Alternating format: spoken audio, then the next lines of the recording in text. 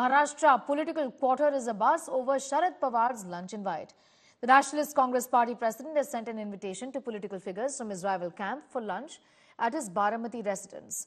Sharad Pawar has invited Chief Minister Eknath Shinde, his deputies Devendra Fadnavis and Ajit Pawar for lunch when they visit Baramati on Saturday, which is the 2nd of March, tomorrow. The dinner invitation comes as Sunetra Pawar, the wife of Ajit Pawar, has increased her outreach among the Baramati voters amid buzz that she could be fielded to take on Supriya Sule. The Baramati Lok Sabha seat has remained the undisputed bastion of Sharad Pawar and Supriya Sule since 1996. And Sharad Pawar has been elected 4 times. Supriya Sule has been elected thrice to Lok Sabha from this seat. तर आदरणीय पवार साहेबांनी मुख्यमंत्र्यांना आणि उपमुख्यमंत्र्यांना पत्रही लिहिलेलं आहे की आपण आमच्या बारामतीत येत आहे, आपल्या सगळ्यांच्या बारामतीत येत आहे, तर जरूर आमच्या घरी चहाला जेवणाला या, अतिथी देवो भव. आणि त्यातून ते विद्या प्रतिष्ठानला येत आहे, जी संस्था आदरणीय पवार साहेब, त्यानंतर गुजर कुटुंब, देशपांडे कुटुंब, शाह कुटुंब अशी अनेक बारामतीतली कुटुंब आहेत ज्यांनी एकत्र मिळून विद्या प्रतिष्ठानची स्थापना केली. तर त्या संस्थेमध्ये मुख्यमंत्री आणि DCM-1 आणि DCM-2 येत आहेत. तर त्यांचं स्वागत आणि ते अतिथी आहेत, शेवटी आपले पाहुणे आहेत, तर त्यांचं स्वागत करून जर संस्था बघायलाही त्यांना वेळ असेल तर आम्हाला जरूर आवडेल त्यांना संस्था दाखवायला. मी साहेबांना विनंती करेल की त्या पत्राच्या माध्यमातून त्या कार्यक्रमाला उपस्थित राहण्याची त्यांनी इच्छा व्यक्त केली असली तरी त्या कार्यक्रमामध्ये युवांना काही मिळत नाही, नुसता पैशाचा वापर केला जातो आणि उधळपट्टी तिथे होते.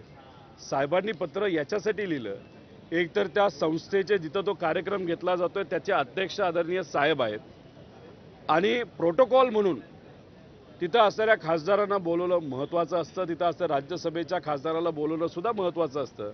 पण ह्या सरकारला प्रोटोकॉल कळत नाही, हे साहेबांनी त्या पत्राच्या माध्यमातून दाखवलं असावं असं मला तरी वाटतं. आणि आपली जी परंपरा आहे, जर मोठे नेते कुणीही आपल्या भागात आपल्या गावामध्ये जर येत असतील, आपल्या संस्थेमध्ये येत असतील आपली परवानगी न घेता, तर मग त्यांना घरी जेवणाची एक प्रथा आहे बोलवण्याची. ते पवार साहेबांनी ती संस्कृती पाळली. प्रथेप्रमाणे मुख्यमंत्री, दोन्ही उपमुख्यमंत्री यांना आपल्या घरी जेवणासाठी त्यांनी बोलवलेलं आहे. म्हणजे बघा साहेबांचं मन किती मोठे आणि या सरकारचं मन किती छोटे. पवार साहेब हे ज्येष्ठ नेते आहेत आणि त्याच्यामुळे त्यांचा आदर सर्वच जण ठेवत असतात आणि त्याच्यामुळे त्यांच्या आदरापोटी जरी आमचे मुख्यमंत्री उपमुख्यमंत्री तिथं जात असले तरी आमची भूमिका ठाम आहे. अजितदादा हे आमच्याबरोबर आहेत आणि अजितदादांच्या बरोबरच त्यांच्या नेतृत्वाखाली राष्ट्रवादी काँग्रेस बरोबर आमची युती होणार आहे आणि त्याच्यामध्ये आणि कोणाला सहभागी व्हायचं असेल तर त्यांचा निर्णय असेल. Joining us live right now is Vidya from Mumbai City. Vidya, very interesting. The manner in which that invite has gone out saying that since all of you are here, why not have lunch with me? Is what the invite from Sharad Pawar really reads? Well, it certainly is a courtesy call, but yes. Well, you have to remember that Sharad Pawar, for no particular other reason, is actually called the Chanakya of Maharashtra politics, and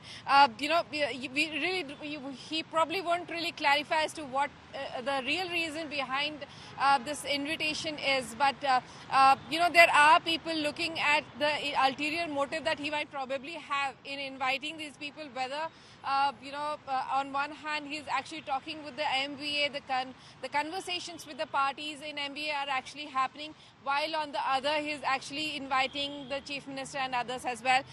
Though it is being said from the NCP Sharad Pawar faction that it is only a courtesy call, but certainly people who really have to, the political pundits, are actually looking at it in other ways as well. All right. Thanking you for the moment, Vidya, getting us those details. It remains to be seen what transpires really after that lunch meeting that is going to happen tomorrow in Baramati.